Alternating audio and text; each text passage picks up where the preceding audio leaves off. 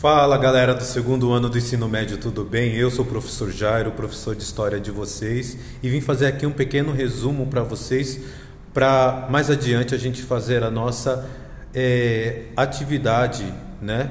Valendo ali um ponto para juntar aí a média de vocês, ok? Essa atividade vocês vão ter que responder em folha à parte, e aí vocês vão me enviar ou pelo WhatsApp ou pelo e-mail que eu vou passar na próxima aula para vocês. Então, as atividades a gente vai fazer diretamente na nossa aula online no Centro de Mídias, ok?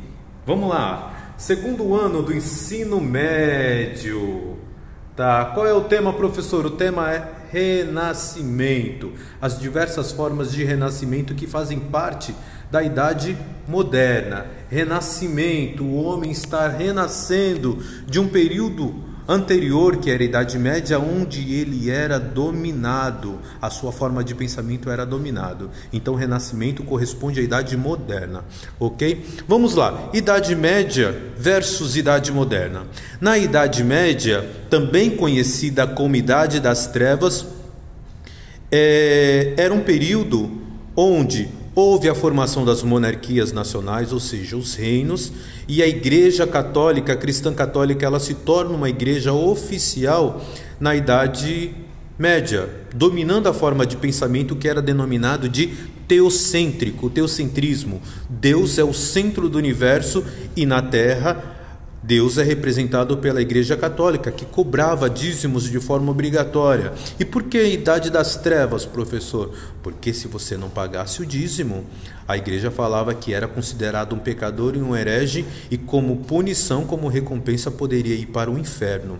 Tá? No entanto, para colocar de certa forma até medo e garantir ali o domínio social, algumas igrejas da Idade Média ela tinham imagens, esculturas de gárgulas e demônios. O que é isso? Se você já assistiu lá o Corcunda de Notre Dame, filme, desenho, né? Quando ele batia o sino, as gárgulas elas começavam a despertar, a acordar, né? Então eram imagens de demônio. Para quê? A pessoa entrava dentro da igreja, então ela ficava com medo. Se eu pecar, são esses demônios que vão me pegar aqui nesse período, na Idade Média, me levando para o inferno. Já na Idade Moderna, o homem começa a pensar de forma o quê? Crítica e racional. Então, lembra aqueles desenhos quando tem o personagem lá que ele tem uma ideia, aparece do lado uma lâmpada e quando essa ideia concretiza, a lâmpada acende? É mais ou menos isso. O homem começou a pensar de forma racional. Vamos lá para as formas de renascimento. Quantos renascimentos tem, professor? Temos o renascimento cultural, humano, artístico, urbano e comercial. Vamos começar pelo primeiro, renascimento cultural. O que seria isso? O homem ele muda a sua característica de pensar. O homem ele muda a sua cultura. Então o homem, o que seria o renascimento cultural? O homem como um indivíduo que agora pensa de forma crítica e racional, certo? Com isso, o homem começou a se desenvolver e começou a se desprender das ideias da igreja, que falava o seguinte: se você pecar, você vai para o inferno. Então uma pessoa, por exemplo, que fazia um curandeirismo, ele era considerado um alquimista, um bruxo, e a igreja ela cria o Tribunal do Santo Ofício, ou a Inquisição, e muitas vezes condenava essa pessoa até com a morte, né? No humanismo, o homem começa a se tornar mais humano, o homem começa a fazer experiências científicas e a partir daí ele começa a descobrir coisas que até então não existia no pensamento humano. Uma delas vai ser a medicina e a cura de várias doenças.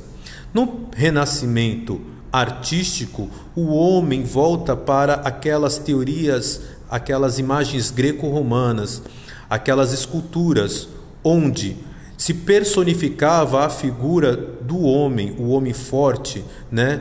Os deuses em si. Só que agora no Renascimento isso é determinado principalmente por causa do quê? Da pintura. E a pintura ela traz uma ideia naturalista, realista, as pessoas do jeito que elas são. Era assim que era retratada. Então a beleza ela é natural, uma beleza realista. Nós estamos aqui, ó, no Renascimento artístico. E teve uma aula do Centro de Mídias que falou sobre essa pintora, Artemisia Gentileschi, né? No período do Renascimento, as mulheres ainda não tinham uma posição social, então elas eram discriminadas. Artemisia Gentileschi, ela vai se destacar muito com a ajuda do pai, né, um cara fora do tempo dela, e a pintura dela era tão boa que todo mundo atribuía ao pai, mas aí o pai fala assim, não, foi a minha filha que fez, então os préstimos devem ser dados a ela. Poxa, mas ela é uma mulher, como é que ela fez tal pintura? Ela tem talento. E aí ela foi uma das primeiras, talvez a primeira mulher a fazer parte da Academia de Belas Artes de Pintora da França. Vamos voltar aqui, ó, para o Renascimento urbano.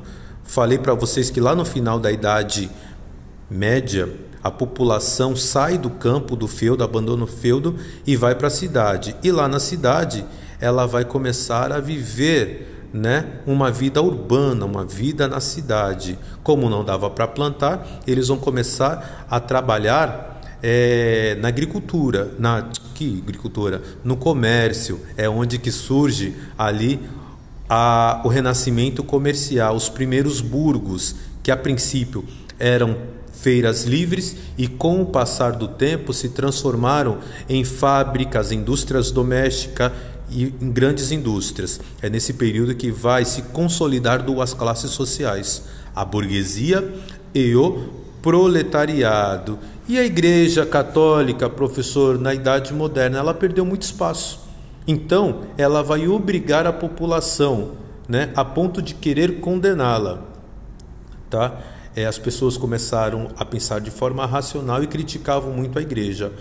Com o passar do tempo, essas críticas elas vão se tornar tão findáveis, tão mais fortes, que vai surgir uma nova religião, também cristã, mas que protestava contra a Igreja Católica, a Igreja Protestante, que a gente chama hoje de Igreja Evangélica. E os reis, já que a população estava passando por dificuldade, o que eles fizeram? Eles se tornaram absolutistas, centralizaram o poder neles mesmos. Então o rei mandava em tudo e em todos, e com isso ele cobrava imposto. Alguns reis começaram a agir de forma a se tornar o centro da política na Europa, criando ali o personalismo real. Ele se tornou a principal personalidade, e essa personalidade ele colocava-se em destaque, né? Surge então o segundo item aqui, ó, o patrimonialismo. Nesse patrimonialismo, o rei e o Estado eles não se separam. E aí o que o rei faz? Ele começa a gastar o dinheiro do Estado nele mesmo, dinheiro público, investindo nele. O rei, se sentindo bem, ele vai criar leis boas que vão beneficiar também a população. E essa ideia do absolutismo, dessa centralização de poder, ela cresce tanto que surge aí os direitos divinos dos reis. Que é isso, professor? O direito divino do rei. O rei vai se considerar o próprio filho de Deus. Luís XIV, que era um rei na França, por exemplo, ele disse que recebeu a visita do anjo, do arcanjo Gabriel, e que disse que ele era o próprio filho de Deus, o irmão de Jesus Cristo. Certo, gente? Temos então um pouquinho aqui, ó, sobre o período do Renascimento, falamos sobre o absolutismo monárquico, falamos sobre a característica do final da Idade Média, da Idade Moderna. Fico por aqui, beijo do gordo e até daqui a pouco na nossa aula. Tchau, tchau!